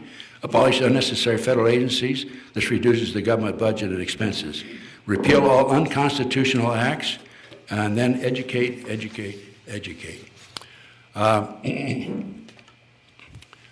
Missing children is another issue. I won't go into that. I think the time is just about run out. But CPS can come around, as they almost did with us in Claytonia, Nebraska, on an anonymous tip and take your child away from you. And this is in direct violation of the Fourth Amendment, the right to be secure in your home against unreasonable search and seizure. The Sixth Amendment, to face your accused. You don't ever face your accused. Seventh, trial by jury. And eighth, excessive bail. In the future, I will be discussing the truth about the Al-Qaeda terrorist movement, the McDonald case in detail, Victor Gluskian murder, cover-up by the FBI, ATF, and the LA County Sheriff's Office. Captain Jeffrey Digman murder, he was head of a task force to expose drugs in the Marine base in Camp Pendleton. Not Camp Pendleton, but what's the one in San Diego? That's the... That Pendleton, okay. The Franklin cover-up, where they were taking kids out of Omaha orphanages, foster homes, flying them to Washington, D.C. for sex orgies. McMartin preschool case, the Art Bell lawsuit, which is a phony lawsuit, and a cover-up by the FBI and the LAPD in another case. Anyway, it's been a pleasure being here tonight. I want to thank you all. I just got out of the hospital recently, and I had $800,000 hospital bill. Would anybody like to volunteer to pay that for me? Actually, I'm responsible for 20% of it. So if you folks, yes, question. Why don't you do an A for B on that? A what? An A for B, acceptance for value. How's that? I don't know. Use the accusant number on the back of your social security number. We got a microphone here, thanks. Give a hand first. Thanks.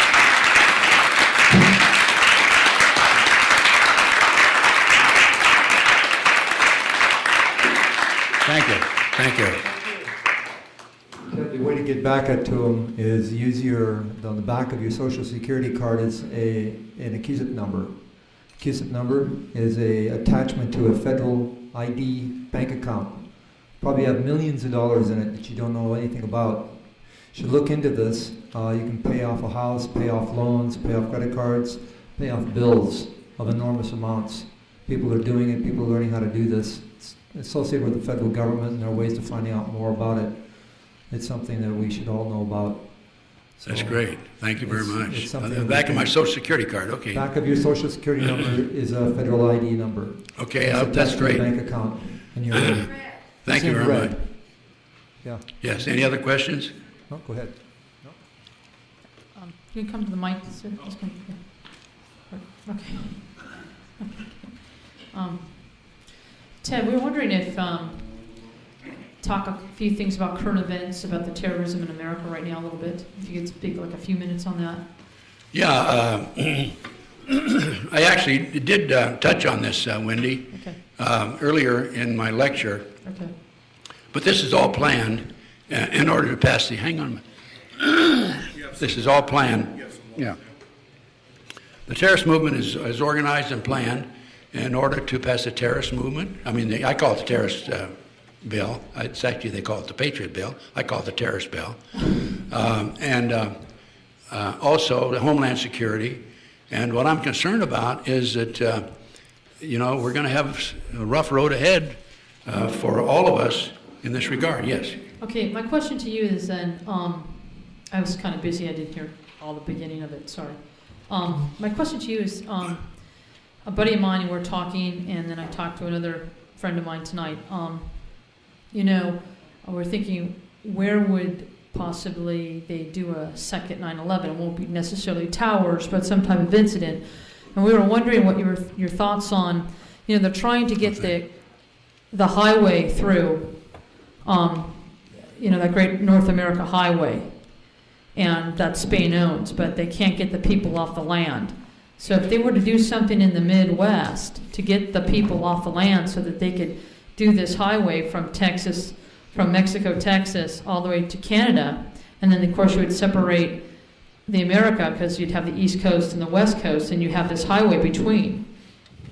Do you think it's possible that they might hit the Midwest for this highway that they're trying to get in? The information I have now, and it's from a good source, is that there are 2 nuclear bombs in the United States, and my source believes that the targets are going to be the Capitol building and Wall Street. Okay?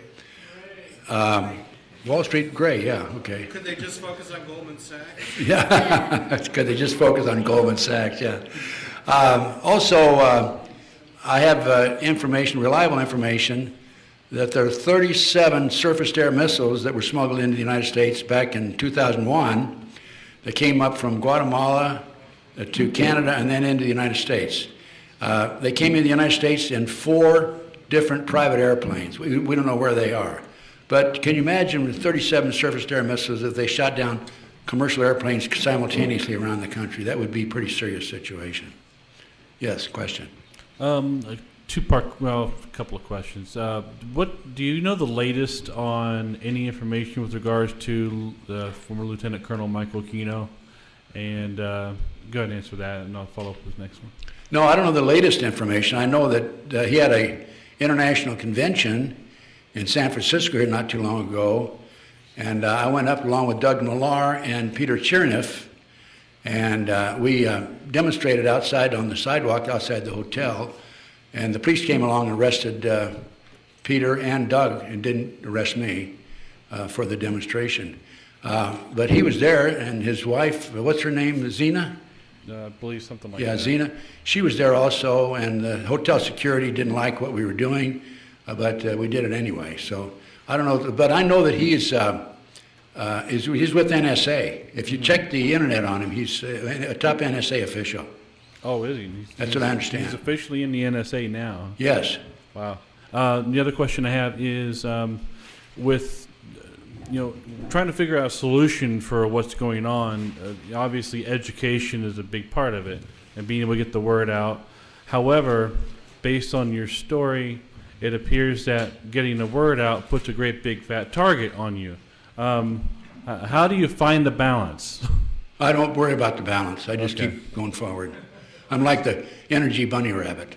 So hanging on the drum. But most of us don't have the privilege of being former FBI with all these different contacts and ways to keep yourself safe. So what do you suggest for people like the layman guy out here who ends up with a target on his Well, back? just get the research and pass it out to your friends. You can send it to them anonymously if you want to, But we're all targets. We're all going to be targets eventually. Everybody in this room. I'm sure we have informants in here. Hi, guys. Give me your Social Security number and I'll give you some free DVDs. Okay? And your date of birth. Okay? Yeah. Hi there. This is about Dr. Len Horowitz. And you're saying he's a disinfo agent. Do you know why specifically he's attacking you? Oh, yeah, he's attacking me because I think he's a government operative. That's his assignment. Look, Virginia McCullough came after me, and I neutralized her by going to the DA and finding out who she was. She anonymously, it should have been an anonymous phone call. Sure. But she made the mistake of sending emails to the district attorney, Randy Rittenhour, so he knew who she was. And he, without telling me verbally, orally, he nodded his head yes. So I neutralized her, so he's just the next guy in line to come after me. Because I seen a video of him where he was interviewing Dr. Gallo, the discoverer of AIDS, and he did a good job on that. And I thought I don't understand what you're saying. Go ahead, speak slowly. Len Horowitz, he actually confronted Dr. Robert Gallo at a conference one time and accused him of being a creator of AIDS. And I thought that's quite a bold thing for him to do. And now he's turned around and he's attacking you. I thought that was a bit strange. I mean, I don't see his motivation for attacking you. Why would he do that? That's his assignment. That's his assignment, is to neutralize me, try to neutralize me, keep me from giving lectures all over the country. There's a possibility I'll be doing a lecture tour in Europe, by the way, after the first of the year. But those people are more receptive as a group than they are in this country. They know more about what's going on than we do here because the mainstream media. By the way, on February the 9th, I don't think I mentioned this in my lecture. February the 9th, 1917, Congressman Callaway, did I say this in the lecture?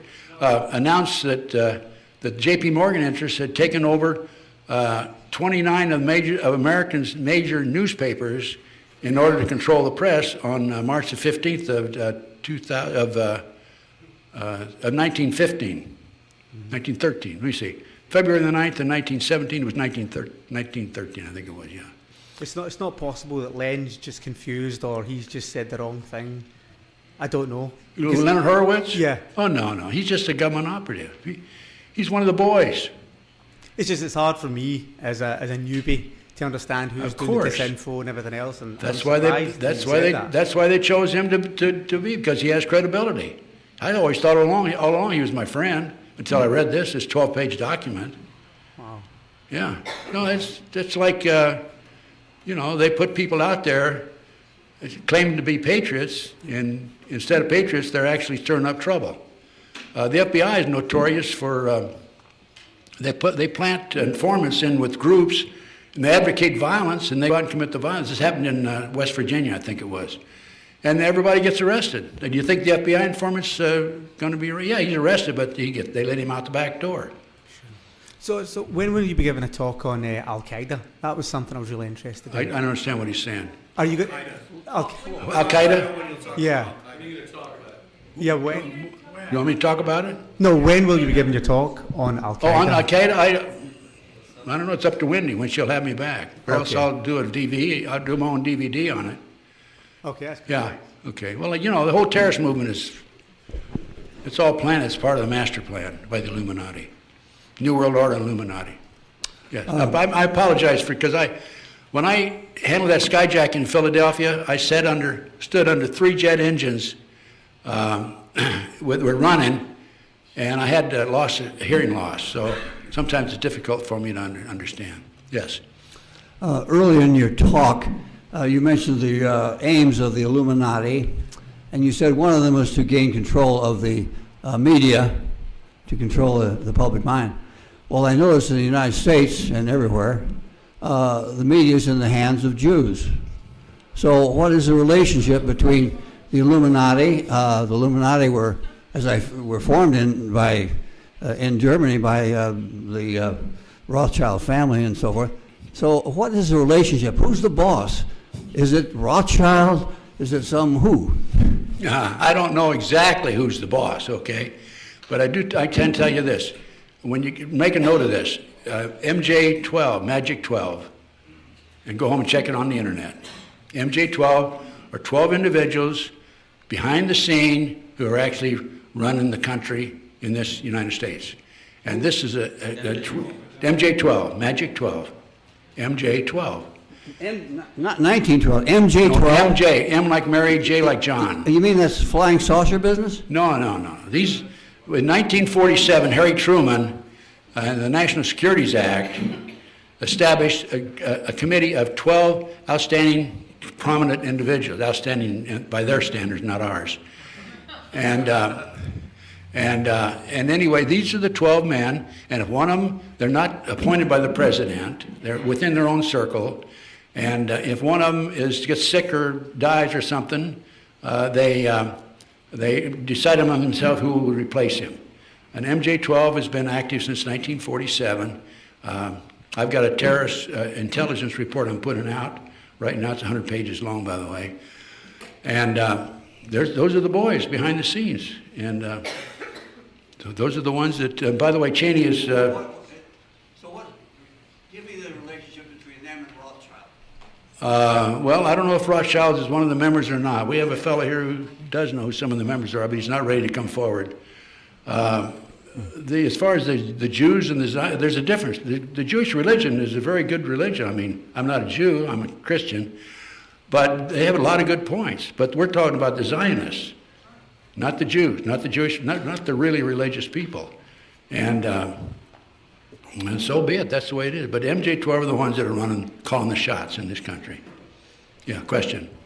Yes, I know you're our esteemed speaker tonight, but I thought earlier you said that you were in charge of the group that neutralized the Black Panthers. And it's my understanding that it came out in the church hearings or some subsequent hearing that they were neutralized by death squads from the FBI who went and killed them in the middle of the night while they were sleeping. Am I mistaken? No, they were talking about the Hoffman case in Chicago, and that was the Chicago police that killed him, not the FBI. Okay, thank you. Okay. So you're saying categorically that you were not involved with any death squads of the FBI? No, I wouldn't even think of it. Okay. Not under any circumstances. If I go into any detail on the Black Panthers, I'll give you an example, a quick example. COINTELPRO, okay? We sent an anonymous letter to the Secretary-Treasurer of the Black Panther chapter in New Haven, told him that the chairman was having an affair with his wife.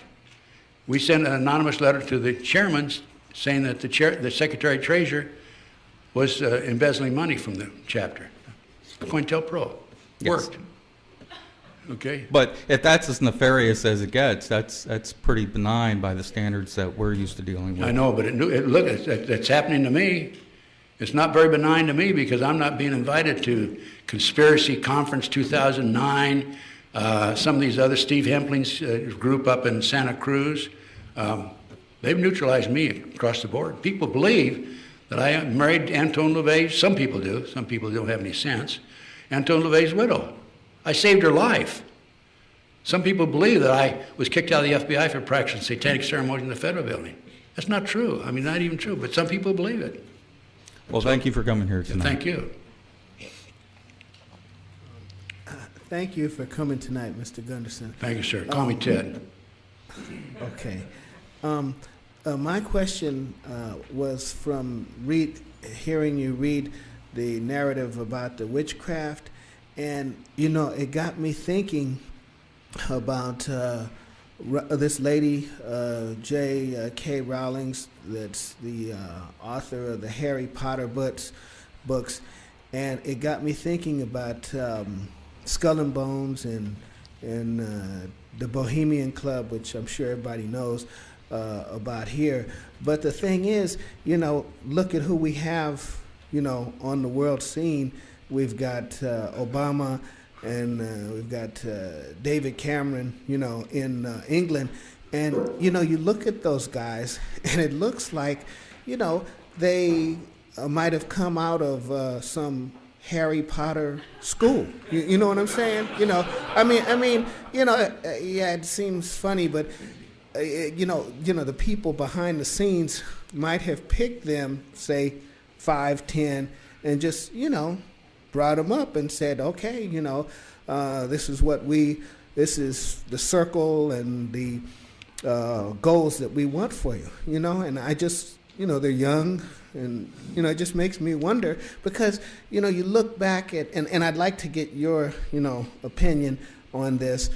You look back at the youth, how they just came up, the right doors were open. Both of them are relatively very young, and then you have this woman who is focused in on our youth, and the media, at least the media in the States, can't seem to sit down and do a documentary on her or interview her. She just seems to float around, and you never think about her until another movie's out directed at all these kids. I'd like to get your opinion on that. Well, time and time again, we see Hollywood coming out with a movie.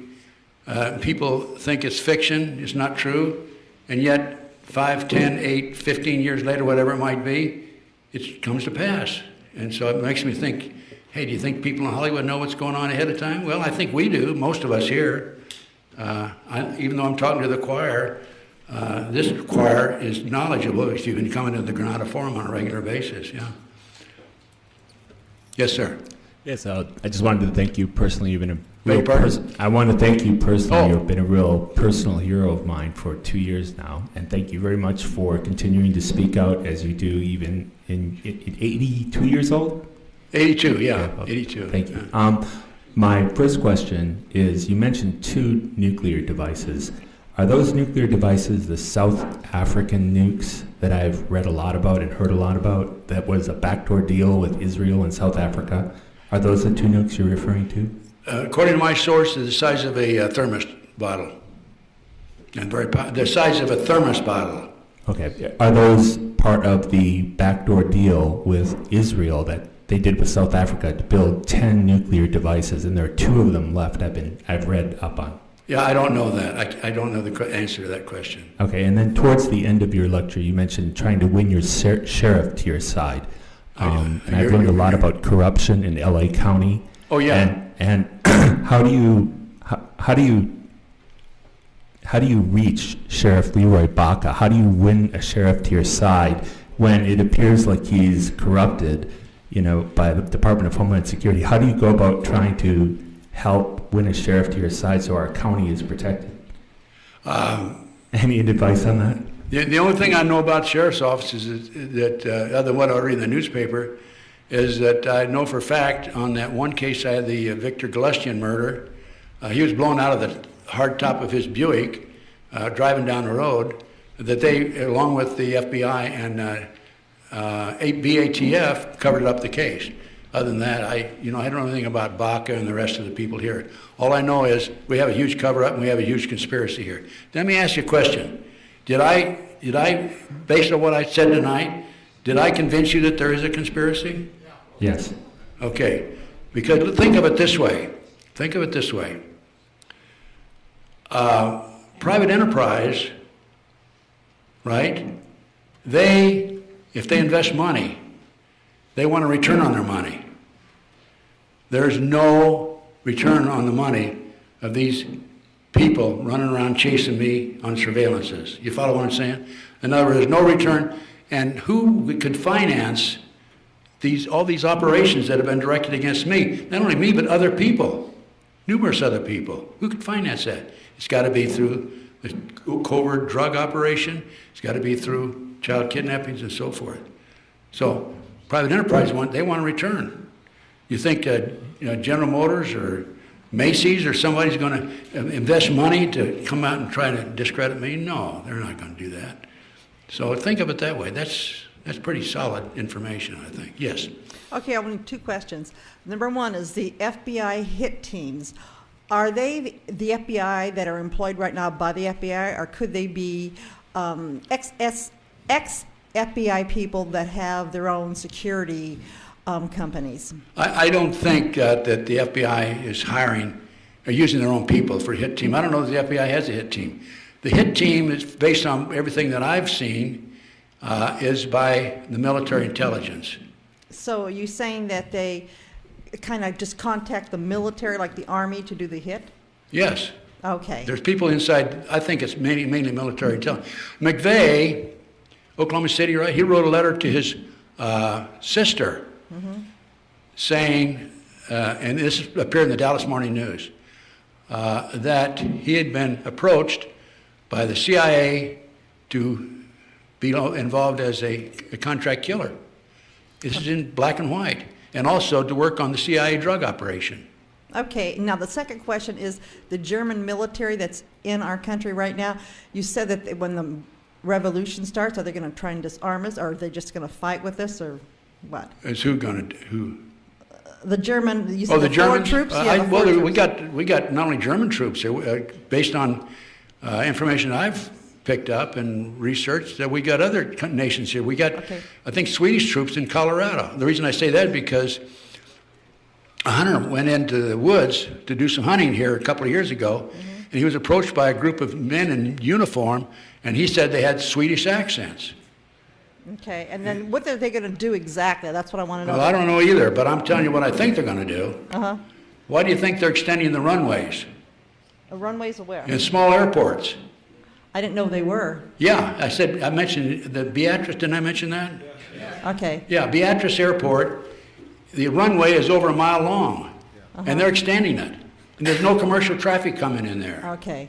Okay, what I think the plan is, I have no idea if this is true or not.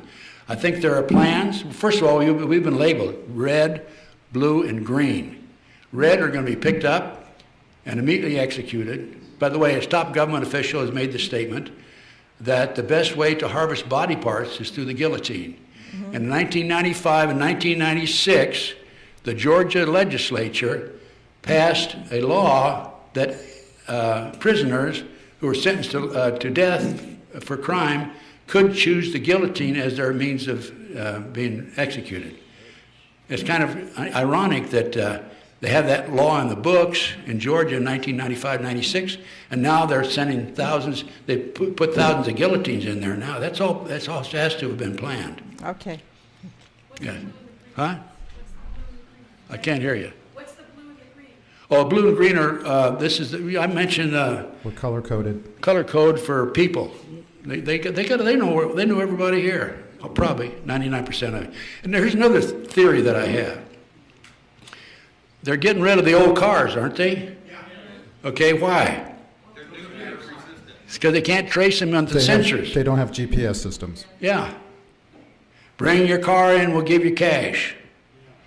They don't want these old cars on the highway. They want to keep track of us. And if they don't keep track of you through your car, they keep track of you through your cell phone from up above. 2 quick questions. Yes, sir. One's a yes or no. I recently saw Aaron Russo's Mad as Hell. Was that you in the front row? Aaron Russo's Mad as Hell? I can't understand your muffled. I recently saw Aaron Russo's film Mad as Hell. Oh, yeah, yeah. That was you, right? You were sitting in the front row. Well, yeah, okay. I think I was. Okay. I recognized that. I said, that looks like Ted. Anyway, my real question is, this the story that broke Monday, they said there was some type of missile or something, and then they said it was a contrail, and do you have any insights to what that was? I don't have any inside information on that. I don't have any idea what it is. All I know is what I read in the paper, and I don't think anybody in the news media know. I don't know if they do or not. I don't have any idea. But we have Point Magoo out there. They launch missiles out of Point Magoo on a regular basis. Yes, sir, question. In relation to your work, the satanic cult stuff, okay, a guy named Eric John Phelps talks about the Vatican assassins and the idea that the Jesuit priests and the Black Papacy and the Black Pope, that these are the guys that are above all the other secret organizations. I just wondered if you had any information that would confirm or deny that. Not really. I don't know. I wish I could answer that question. But I've heard a lot about the Vatican being involved, and you've used the usual stuff, and the Zionist Jews, and I know that all I know is the MJ-12's active. If we can get, I say the names of MJ-12, the 12 people, are known to some people, but the people that know about it don't want to come forward with it right at this time. It's not healthy. Okay. My question's about Bohemian Grove. As we all know, they do a mock child sacrifice there in their cremation of care. Do you have any knowledge or belief as to whether or not a real sacrifice is occurring somewhere there at the same time? I can tell you this. Paul Benassi, in the Nebraska case, Rankin cover-up, he was one of the kids, 10, 11, 12, 13 years old, that worked with the network that kidnapped the children. He was involved in the Johnny Gosch kidnapping case. And he was used in parks, shopping malls, and so forth to attract other kids his age over to the car. Would be parked close to the car. He'd be working close to the car. And the adults would grab him and throw him in the back seat. Paul Benassi, I have a 5-hour interview with Paul Benassi, by the way. It's available, I think. It might be on YouTube. But people tell me they see me on YouTube all the time. I'm computer illiterate, so I don't know what's on there. But Paul Benassi told me that he was part of the network that was involved in kidnapping kids, okay? He also told me that he and another kid in the network were put in a cage in front of the owl at Bohemian Grove with a kid that had been kidnapped. They performed sexual acts on him and then were ordered to kill him. This is for snuff film. And was that during the ceremony itself? It was. I don't know exactly when that was, but he was there probably during the ceremony, I would say. They wouldn't just let him go back there on his own. Yeah, I would say probably during the ceremony. And these snuff films sell for like $100,000, private collections. The kids are sold for $50,000 on an auction block. Paul has attended 6 auctions, as few as 6 and as many as 36 kids, boys and girls, mostly young kids, were auctioned off for up to $50,000 each. It's big business. But wasn't the real purpose to compromise the people there? I mean, you know, they're doing a snuff film, and you have these, you know, leaders there, and now they're all compromised. Well, I don't think they're going to be compromised because nobody knows about it. It's all secret. But the real purpose, I think, is for snuff films, and also this is part of their belief, the satanic belief. Thank you for your enlightening talk. I think you've given us a lot to think about. I was hoping for a little clarification on 2 points. Can you say anything more about the significance or projected use of some of these internment camps and plastic coffins? And can you say anything about whether websites like WikiLeaks might be contributing to a disinformation agenda? The first question is about the internment camps. What's the second question? Programs like WikiLeaks or websites like WikiLeaks, do you think they'd be contributing to education or disinformation? I don't follow your question. WikiLeaks. It's a With the website. elite? Right. You mean the internment camps? Right. No, forget the WikiLeaks question. Can you speak a little bit more about the internment camps, please? Thank you. Okay, I'm sorry. Again, I have a hearing problem. I apologize. Well, the internment camps, I mean, I think it's on the internet, and they are renovating and refurbishing the old World War II Japanese camps where they interned the Japanese. And I picked this up from several sources that these internment camps are out there. The biggest one, I understand, is in Alaska, where they could supposedly be able to hold 1 million people. These would be probably the blue or the green, probably the green. They're coded at red, blue, and green, right? The red will be eliminated immediately.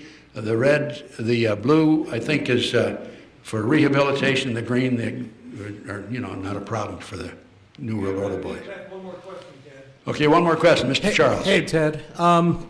Thank you for tonight. I wanted to ask you if you were aware that, from what I've heard, that Louis Jordan West, who is an MK Ultra architect, was just about the only person allowed to speak with Timothy McVeigh, and I'm wondering if you know about that, if you could talk about it a bit. Yes, I do. I just happen to know about that. As a matter of fact, I knew Jolly West. He's head psychiatrist at UCLA. And in the 1991s, when I was involved in exposing the tunnels under the McMartin School, he called me and wanted to have lunch with me. I had lunch. I knew what he was after. He wanted to know what I knew. And of course, I didn't know anything, right? Or what I knew, I didn't tell him. I'll put it that way. I know for a fact, we got to wind up, that he visited McVeigh in Oklahoma City and also in Denver, Colorado. I know for a fact. I learned that from one of his staff members. And he was an MK Ultra architect, I believe. He and Sidney Gottlieb were MK Ultra architects, yes. They both died within a couple of months of each other. This is a wrap, folks. Thank you. Thanks. Let's give a warm round of applause to Ted Gunderson, ladies and gentlemen.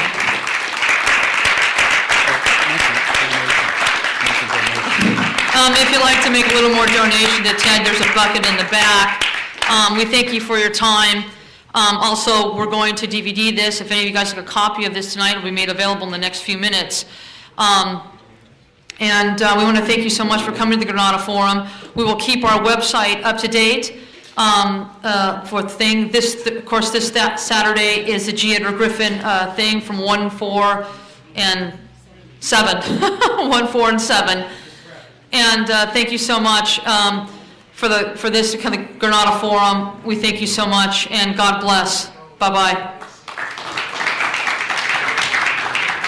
Again, we're going to DVD this right now. And